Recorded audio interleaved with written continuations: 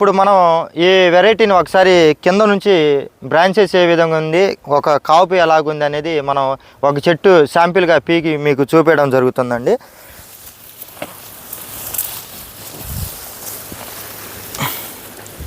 చూడండి,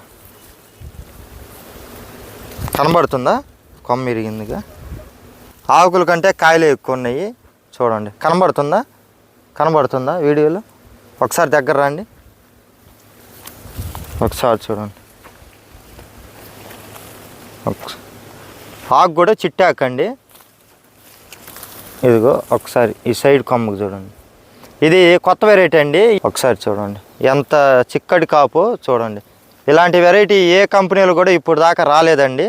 వచ్చినా కూడా నాకు తెలిసి సక్సెస్ అవ్వలేదు, కానీ ఈ వెరైటీ మాత్రం సక్సెస్ అయిందండి. ఒకసారి చూడండి ఏ విధంగా కాపు ఉందో. కనబడుతుందా వీడియోలో? ఒకసారి మొత్తం చూపిండి. చివరి కొమ్మ దాకా కూడా ఒకే సైజ్ అండి.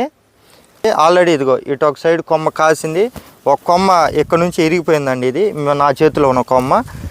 ఇక్కడ చూడండి, ఇది ఒక సైడ్ పోయింది. ఇది చూడండి ఎంత చిక్కడి కాపు. మళ్ళీ ఇటు వచ్చేసరికి ఇటు చూడండి ఈ పైతంతి. ఈ పైతంతి చూడండి అసలు ఏ విధంగా ఉందో.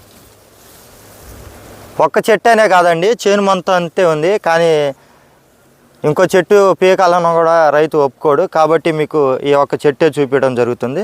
కనబడుతుందా ఎంత చిక్కడి కాపు? చూడండి ఎంత చిక్కడి కాపు.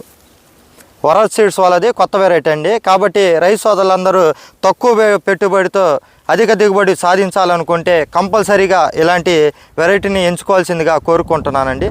Thank you.